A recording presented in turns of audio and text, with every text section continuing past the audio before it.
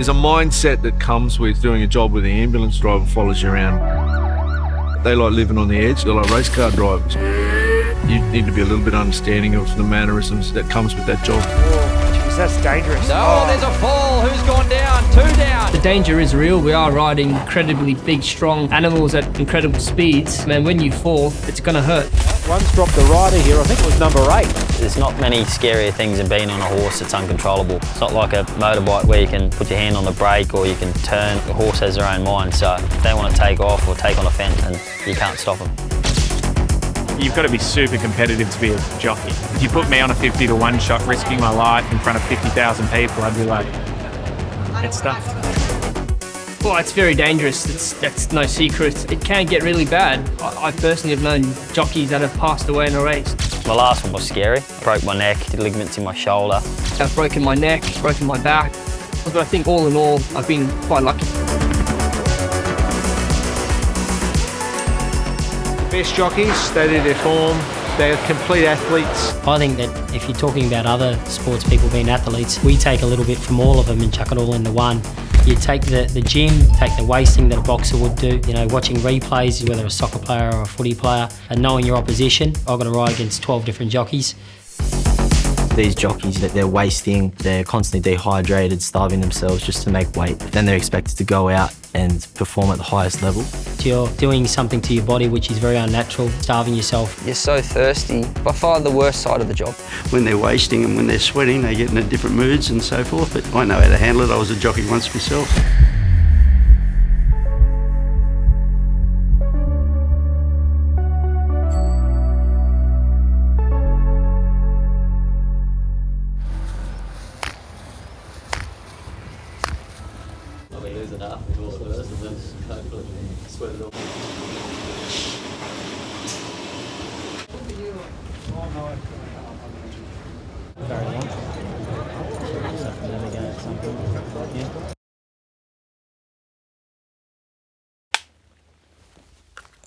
Ever seen a psych before?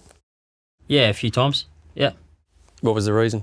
My wife didn't give me an option. It's Vancouver with his head in front from English, and Vancouver, the favourite, draws away for Tommy Berry. Tommy Berry has done it. He has delivered Gay Waterhouse her 6th and record equalling Golden Slipper. I'm so proud of him. I don't think anyone deserves it more than Tom after everything he's been through.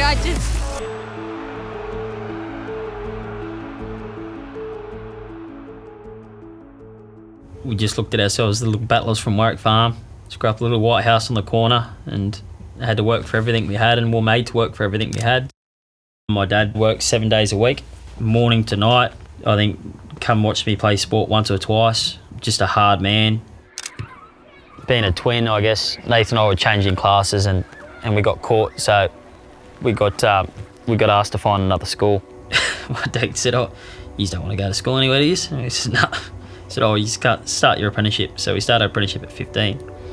I remember my mates or teachers, I remember even the principal saying to me, like, you're going to be no-hopers. The ones that weren't saying it, they were thinking it. Like, you're leaving school at 15, so I understood it. I worked 7 days a week for 3 years.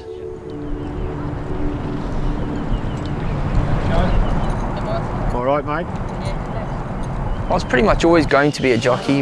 If you looked at my family tree, all the males have always been jockeys. Great-grandfathers, grandfathers, uncles, my dad, all very, very, very good jockeys. I did spend the majority of my childhood sort of following Dad around the world riding.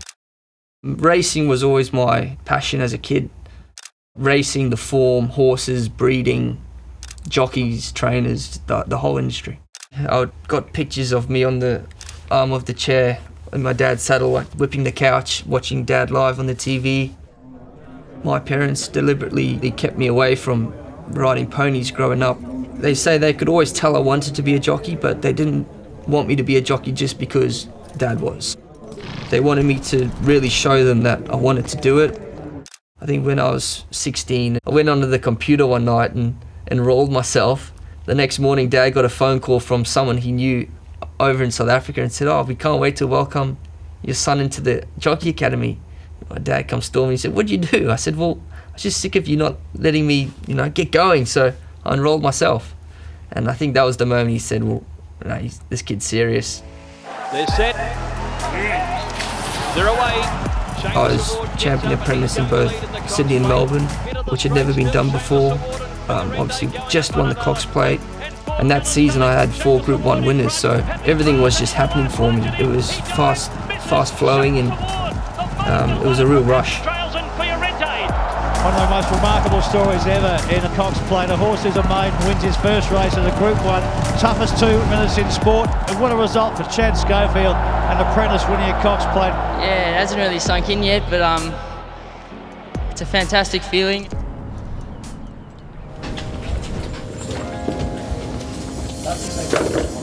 So I've got a valet, which I'm pretty lucky with. So he takes all my gear to the race. As you would have seen, I only walked in with a backpack. He's already got my saddles ready. They probably didn't have cameras when you were riding, did they? I can't answer that. Yeah, I was a jockey for 20 years, so I know all the ins and outs and what's required of me to perform with the boys. You have to be fearless. You have to be in this game. Most people use like a breastplate for that extra bit of security just in case the saddle slips back. Chad doesn't use anything.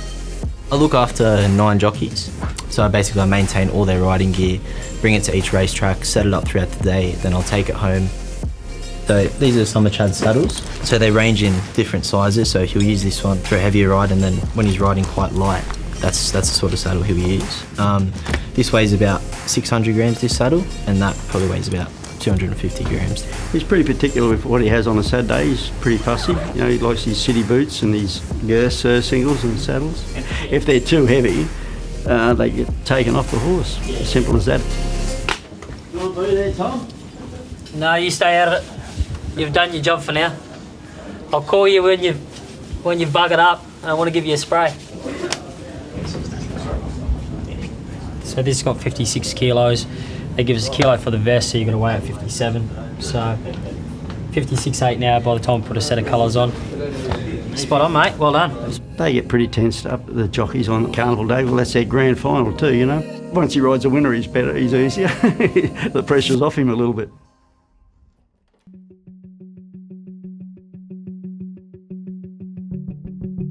We're ready?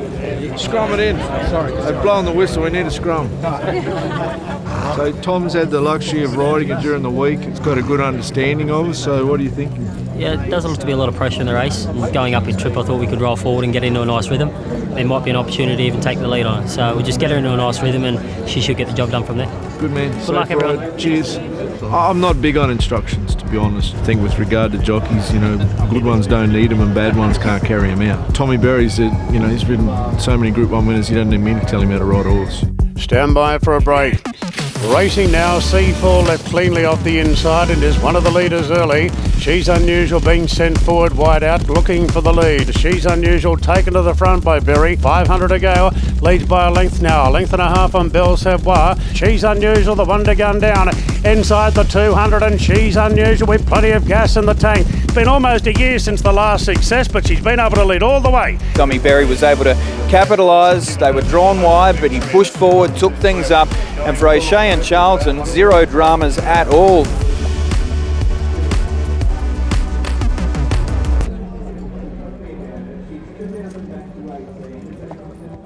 First leg of the quaddie at Scone, and they're racing. I think if you ask most people, Nathan was the natural rider. I had to work harder to sort of get to where I am, where it just came a lot more natural to him. He was a lot better horseman, and he was a lot better jockey for the first 6 years. And then I was lucky enough to get the job with Gay Waterhouse, which is a pretty cruisy job, riding her quality horses, and so my results took over. But if I didn't believe I could do something, he believed I could do it. And then if he believed I could do it, I'd go do it. We're going to fucking do it together.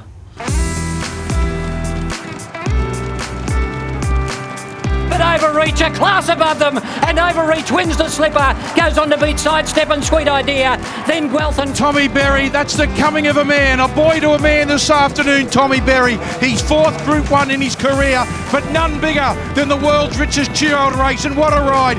Tommy Berry, you're a star just like the filly. Tommy is cool as a cucumber, just sat there and let them shoot past him a bit.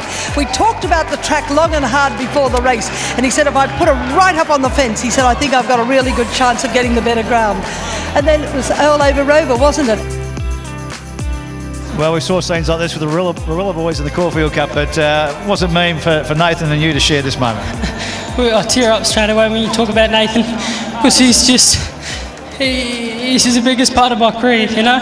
And to have all my family here today, sorry.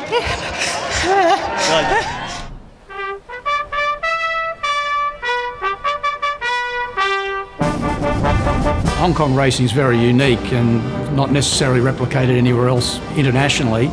Yeah, it's the biggest show in town in Hong Kong. It's a very prestigious racing organisation. They race twice a week, 88 race meetings a year, 2 racetracks. The jockeys are at the pinnacle of their career. Most people in Hong Kong have invested an interest in Hong Kong racing. They're off and running now. Jet Wings begin. When I went, I was 20. At the time, I think maybe 1 or 2 jockeys ever had only gone younger. So I remember Dad saying I was too young and I should wait, but I was just too excited. It's such a privilege and honour to be asked. So when they asked me, I don't think I was ever saying no. Strathmore goes on for a very solid win, and Chad Schofield is on the board here in Hong Kong, and he's pumped about it. Some might say that he probably went there a little young, but I think each of the years he was in Hong Kong, he was always competitive on the roster. He pitted against the likes of Zach Pert and Joe Moreira through that time that they were dominating. He rode in a very hot jockey's room for I think something around 6 seasons and rode in excess of 200 winners. I think he was a credit to himself and his family, entered the Hong Kong Jockey Club. $14 million in prize money. And the gates crash back, they're off, and Burton's coming deeper and ambitious. Dragon. When I was in Sydney, he was only an apprentice then, spoke well, represented the industry very well. I think Tommy was around the same age, 21, 22, when he came to Hong Kong. He pretty much stepped off the plane and rode a Group 1 winner, Military Attack in a QE2 Cup. He shot the lights out. Tommy Berry, Military Attack wins the QE2 Cup. Unbelievable, Tommy Berry, first Group 1 ride in Hong Kong, wins. He's got a big future ahead of him here. Oh, he certainly has, Joe. Welcome to Hong Kong, Tommy. Does it get any better? He cemented himself in the riding ranks in Hong Kong very, very quickly, and I still remember as a racing enthusiast when Tommy was riding Designs on Rome and Joe Moreira was riding Able Friend. Tommy adopted very daring tactics on that horse. This is what we've been waiting for. Designs on Rome. Dibiani the outside. Able Friend. The duel between horse and rider there, between Able Friend and Designs on Rome in those races were probably some of the most memorable races I recall. Of course, came back years later, and I think all of Australia will remember that awesome win when he came from the back in the field to prove that he was internationally, you know, one of the best sprinters in the world at that time. Chautauqua. And now Berry unleashes the champ. Chautauqua to the middle part of the track. Chautauqua is winding up. Chautauqua still coming. Chautauqua, here he comes. The thunder down under. Chautauqua race to the lead. What a champion! What did we just see? Which is the horse that you've had the greatest connection with? Chautauqua. He was the best. Because? It's funny, it was a very unique horse. You could only ride him one way. We become a good partnership in the end because I got along with him so well, and he used to sit at the back of the field and make a 600-700 metre run. His wins were just, they give you goosebumps. Half length in front. Can he do it? Chautauqua, he's flying! Yes! There's history! Chautauqua makes it 3 in a row! That is unbelievable! Tell me that's not one of the greatest moments here at Randwick. Could he have done it without you? I'd like to think not. Because? I think the rides I gave him at that time, the confidence I had in him, I knew that he could beat any horse in the world on his day if I just left him alone. Let him be wherever he wanted. And like, you know, riders that wouldn't know him would be sticking him up to try and get on the back of him, or I'm going to try and put him 1 or 2 pairs closer, and that had happened in the past with him. I think we had 5 Group 1s together. Chautauqua coming on strongly. Shrikanti hit You could go through every other Group 1 winner that I've had, and yeah, maybe other jockeys could have got the job done on them, but I think Chautauqua. What a ride, Tommy Berry. You don't talk about Winks without talking about Hugh Bowman. You don't talk about Black Caviar without talking about Luke Nolan. Or you don't talk about Chautauqua without talking about me. So it's great to be a part of a legacy of a horse. It's a good feeling, you know, and that can't be taken away from me. Chautauqua, boom, right over the top.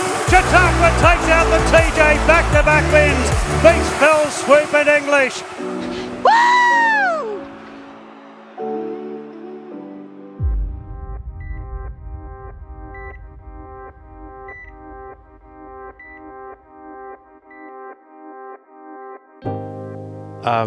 What was the last thing you said to Nathan? I'll see you soon. I was on the way to the races, and he'd had an epileptic fit, which he'd never had before. So they took him to the hospital, and I was on the way to Wyong and cried the whole way up because I was just worried because we weren't used to being away from each other really. He was over riding in Singapore. He was over there on contract, and he'd only just got married to Whitney. He'd been married, I think, a month. I actually got offered a deal to go over and be stable rider for Michael Friedman, but I'd already taken a licence to go over and ride in Hong Kong. So I said to Michael, why doesn't Nathan come over and ride for you? Like, he'd love the opportunity. And he didn't really want to go. Whitney didn't want him to go at that point because he'd just been married, and I'd sort of pushed him to, and I'd said, no, this is what you've always wanted, so, you know, you go and do it. So he ended up falling ill over there. When I got to the track, Whitney put me on the phone to him, and he goes, mate, I'll be fine. You know, I said, well, you know, make sure you are. I love you. And, you know, I'll talk to you after the races. And then by the time I'd left the races, they'd put him in a coma. I think he was having 150, 160 seizures a day. We flew over to Singapore, sort of got a week in, and they said that if we can get him down to having 1 or 2 seizures a day, we'll bring him out of his coma and you'll be able to talk to him. It got to like, I think, day 5 or day 6, and he'd had 1 or 2 seizures, so they said, come back in the morning and you can talk to your brother. We'll bring him out of his coma, and then we got back there the next day, and his brain had dropped in his head and cut the circulation off. So he'd passed away overnight, and so the emotions of thinking that you're going to go and see him to losing him that quickly. So yeah, the last time I got to talk to him was a week earlier. It shouldn't have ended there. How was it supposed to end? Him riding in the Golden Slipper a week later. He's starting to stride away unencumbered, and unencumbered went home to win. Oakley Girl a second, Ruby Soho third from Cyclone Stroke. Great ride, Nathan Berry.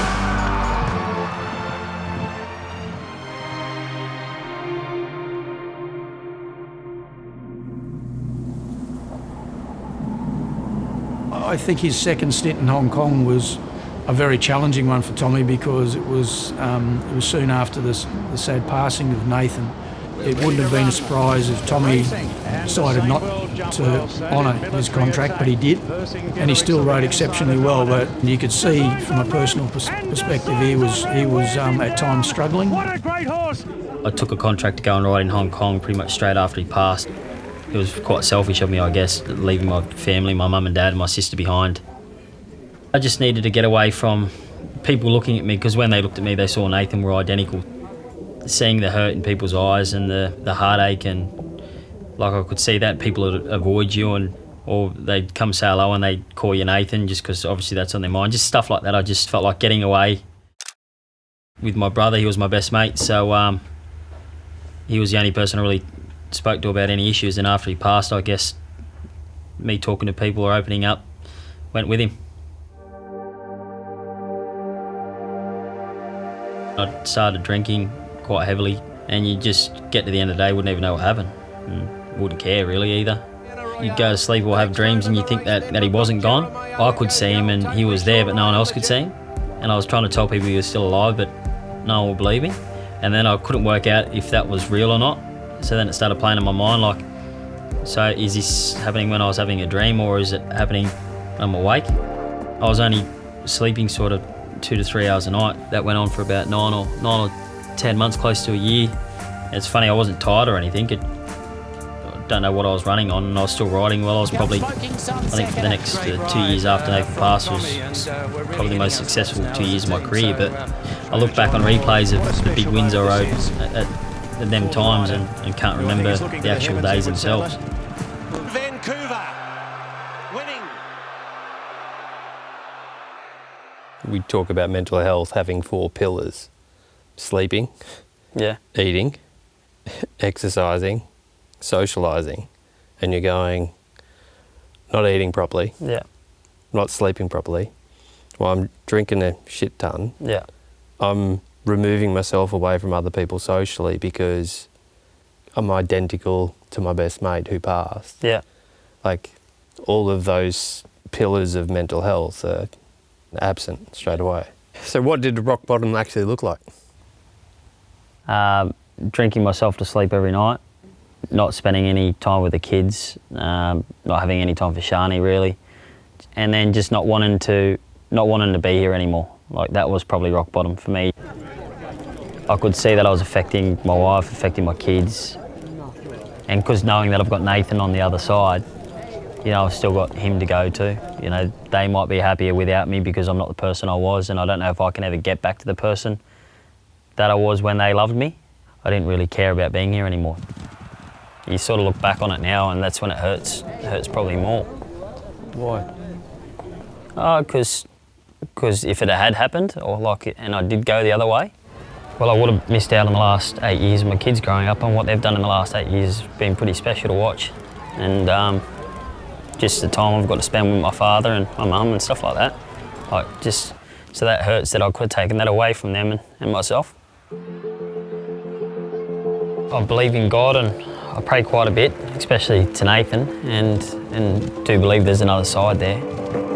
Seeing what my parents have had to go through with losing Nathan, I didn't want to do the same thing to them, and I didn't want my kids to have to deal with the same thing either, about not having a dad, so sort of had to change, I guess.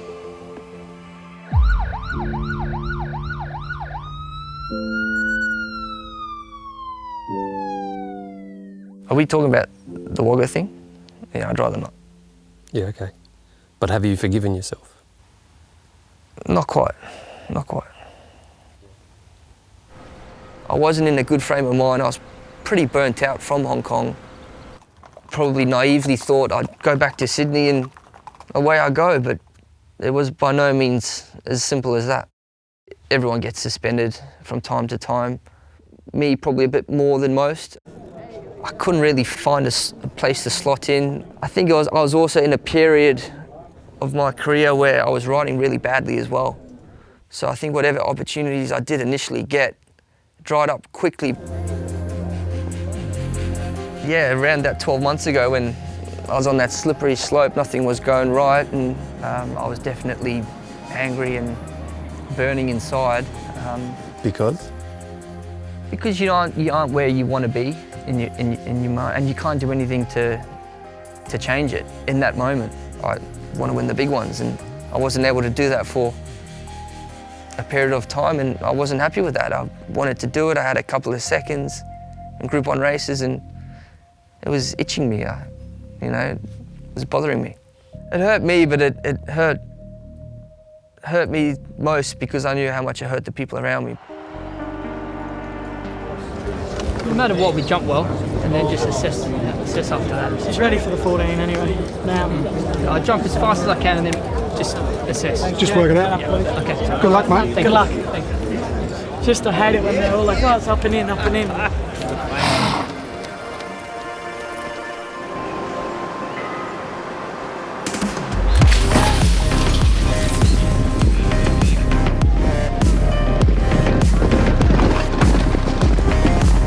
200 to go. Briasser a length and a half clear from Sunshine in Paris. Jimmy Star, Jolly Star late. It's Briasser in front. Jimmy Star levels up. Jimmy takes the shot and won the All Age Stakes. Jimmy Star beat Jolly Star and Sunshine in Paris.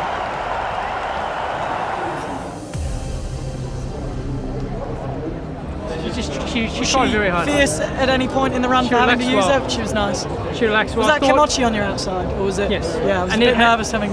It had me so tight. So Yeah, she was game, very game. Great ride, mate. Thanks. You did us proud.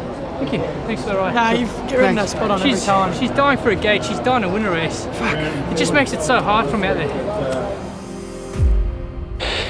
On Sky Sports Radio, welcome to Racing HQ. Racing HQ. Here's your host, Dave Stanley. Yeah, welcome back on Racing HQ. Well, what about this for news punters? Chad Schofield gets the flick. J-Mac now picks up the ride on Sunshine in Paris. That is a massive, massive switch. It's Schofield's loss, J-Mac's gain. The feature of the betting in the last half hour has been the strong support for Sunshine in Paris. Racing.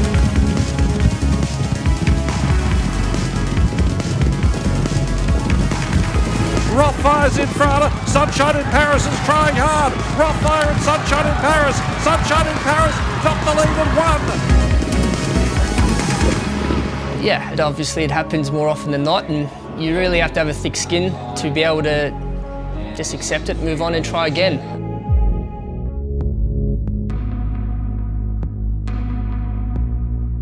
Very frequently get messages from punters after the races. Twitter, Facebook, Instagram, they'll type your name and find you and send you a message wishing death or suicide or like the most horrific things. I know most people get them, and I cop a lot, yeah. Always have, but I don't mind copping a spray. There's been times I write back, I agree with you, mate. It was a terrible ride. And then they can't say anything back because you've agreed with them. But it's the personal side of things. You know, I hope you die like your brother. I hope you end up in the ground like your brother. You know, I'm glad your brother's dead, all that stuff. You should be there with him, like that sort of stuff. That hurts me, yeah. Or my wife's got Instagram. They'd be writing on the comments of photos of their kids saying, your husband's a cheat, he's a dog, he's a grub, he should die and all that sort of stuff. So, like, if you're gonna attack me, that's fine, but don't attack my family and don't get personal where you're talking about people that are past, you know, like that's, I just don't know how people can get to that sort of level where they feel like it's right to say that sort of stuff.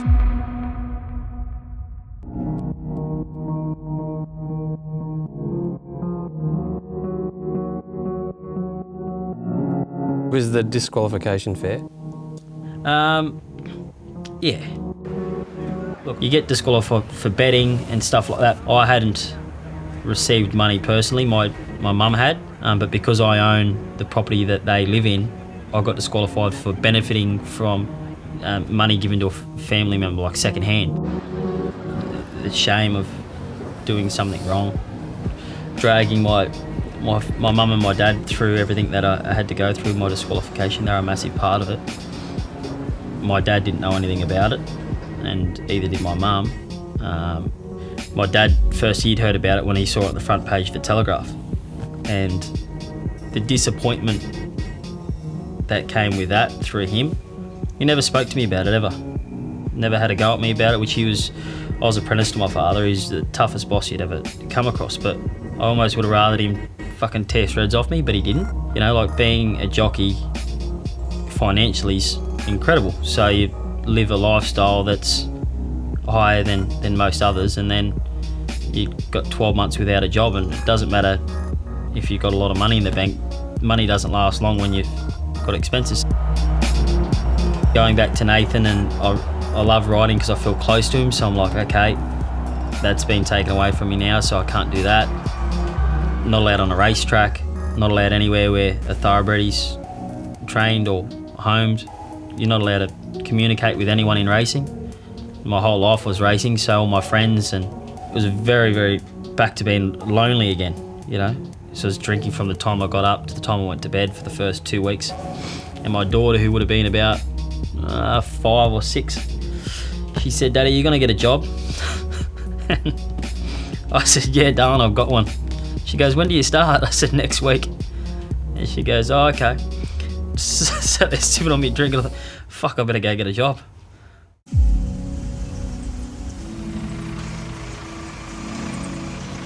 Went and got a job on a turf farm. 10 hours a day, 5 days a week, and met some awesome people out there, just soul of the earth people that just enjoy life. I remember sitting on a tractor mowing lawns and thought to myself, like, would Nathan be happy with the person you are now or the person you've been over the last 8 years? And it was no, not even close. Would I be embarrassed to tell him some of the decisions I've made over the last 8 years? I wouldn't even tell him. So that sort of said to me, well, hold on, if he wouldn't be happy with who you are. So I was like, I've got to get back to that place. I've got to get back to being that person. I've never had a normal job before. I started race riding when I was 15 and earning normal money and stuff like that. Not riding on a Saturday, so getting your Friday afternoons to Monday with the kids, so a long weekend instead of just a Sunday, getting your public holidays with the kids. So I fell in love with it. Enjoyed being home for when the kids got home. I enjoyed not having to waste, so I could go to their birthdays and have birthday cake with them and just live a normal life for a little bit. It went from like just hitting rock bottom to bouncing back up and loving the life I was having away from the track, and then, you know, you get your 8-9 months in and then the bug comes back. King's Gambit a ride for luck on the fence, getting a lot of room as well. King's Gambit as they straighten up, 350 up, Royal Tribute in front. Osmosis is trying to get on terms. Osmosis draws level with him now. King's Gambit the fence running on okay, then Mexico, and wider out is Barber. King's Gambit up the fence from Mexico, then came Osmosis, but it's checkmate. King's Gambit home today. Right along the fence, Tommy Berry, first ride on this colt by I Am Invincible. He's gone on with it and he's won the Roman Consul. Not just a good horse, a great ride. A great ride. You've got to know these horses. You sort of can't get on them here and go out there and ride them like that. You've got to ride them work, you've got to understand how they are and be a horseman. That's what Tommy is. You know, there's a bubble, the racing game, and you forget what's important, you know, and he got a reality check of what's important, and the important things are your wife and your family and your children, and you got to spend a bit of quality time with them.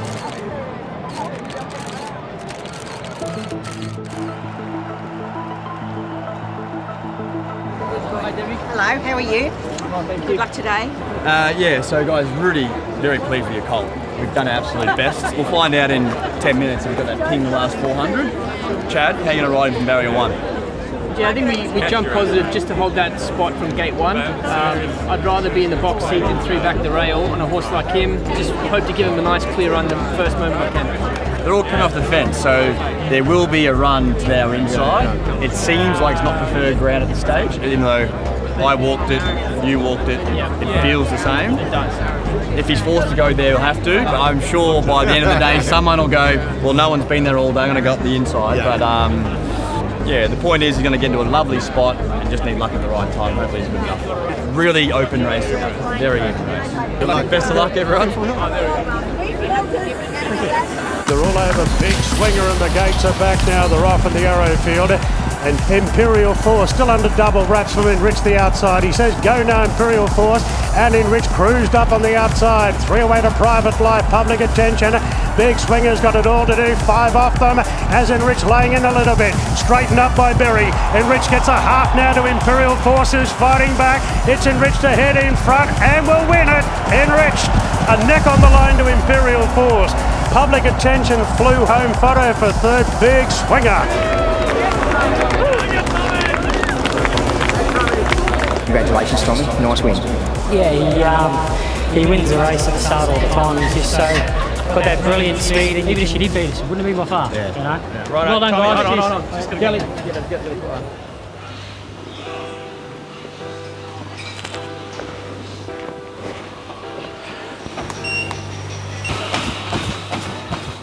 I'll do 60 minutes on this treadmill. I've got the gear on to get hot, so it's not healthy, but it's healthier than sitting in a corner for an hour. I reckon I'll do about 2.5 kilos. We don't carry much fat in our body, purely just water. But yeah, I get a few looks in the gym normally, just like.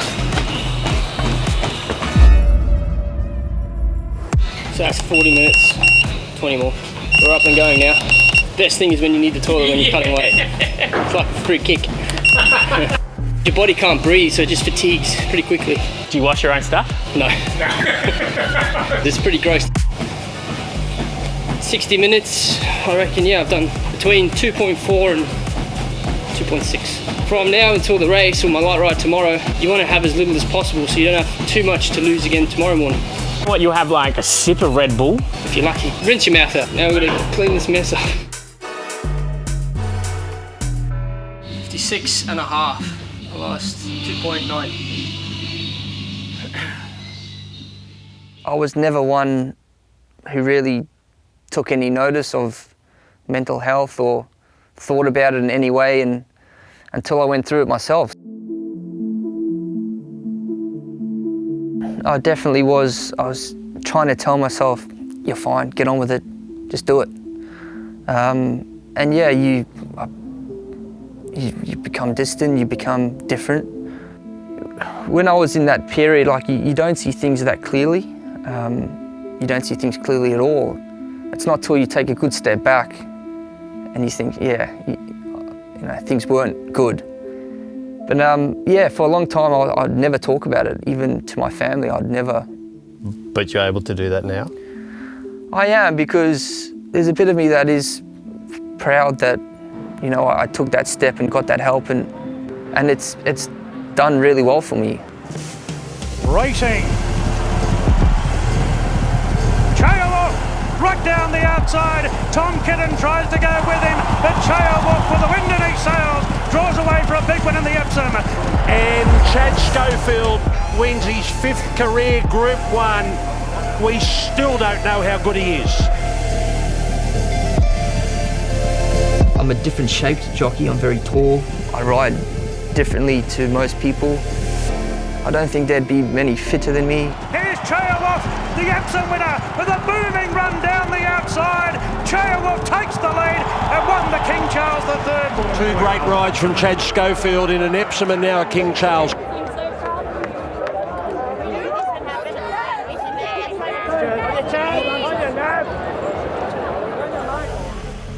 Well, if I got criticised by someone in the industry that knows what they're talking about, you listen. Of course you do.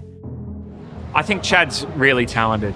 I think he would probably admit to himself that 12 to 18 months ago he was still immature as a professional. That probably stalled his career for a couple of years and has now picked himself up, and I think he's coming of age at the moment. He's a very polished rider, got very good hands on a horse. Chad's he's very easy to deal with. I've never seen him blow up at anyone or get angry, so yeah, he's just a very calm, composed type of person. I think he's got time on his side. He's a young lad at the moment, and jockeys reach their premium when they're 32, 35 is when they reach their peak, so he's gifted, he's talented, and there's no reason why he can't make the top. I know I'm very good. I know how good my father was. You know, my grandfather's there in the Hall of Fame back in South Africa, so all very good, all very successful.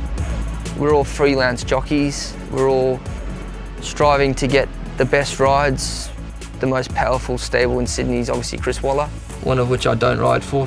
I'm constantly watching Chad. He'll be riding a lot of horses for us one day, but it's one step at a time. So it's a good thing, confidence, and his confidence is still building. Chad's probably right there, ready to announce himself, and if he keeps sticking to what he's doing, he will be there in no time. It'll be all up to Chad, because you can see his best is very, very good and way good enough for any level, you know. And once he gets to, you know, replicate those good performances on a regular basis, he'll be wherever he wants to be.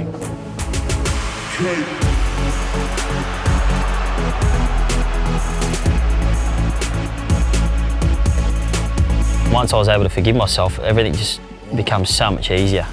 I've become a happier person, a bit more relaxed, a lot more open, not ashamed of the choices I've made in the past. I don't think they're a reflection of the person who I am. And that doesn't mean that I feel as good as I do when Nathan was around, or it's just different.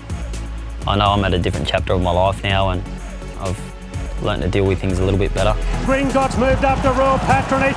Chao Wolf is coming through the middle, and Fangirl, she's still in it wide out. Fangirl, Chao Wolf and Gringotts through the minute. Fangirl, the outside, lunges at Gringotts, and another thriller. Fangirl, Gringotts, a half head away to Chao Wolf. What about Tommy Berry? He's only just returned from injury.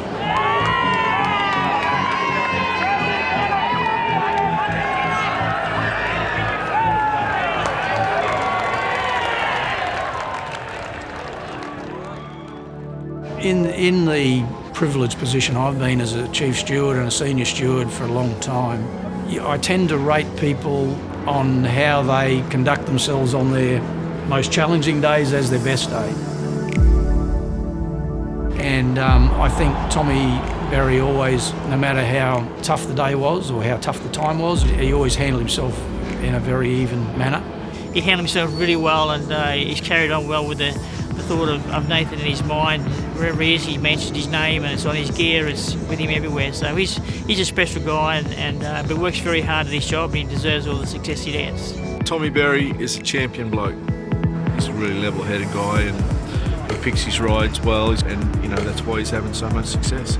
Tommy's a world-class jockey. He's a very, competent and capable rider, handles a big occasion. He is probably the most highly invested in racing. He knows the game, he grew up with the game, and you can see that. He's obviously highly talented, but he's hungry. If you're not good at something, you're not going to enjoy it. I don't play golf every weekend because I'm no good at it. Oh, Lay's racing away in an unforgettable millions.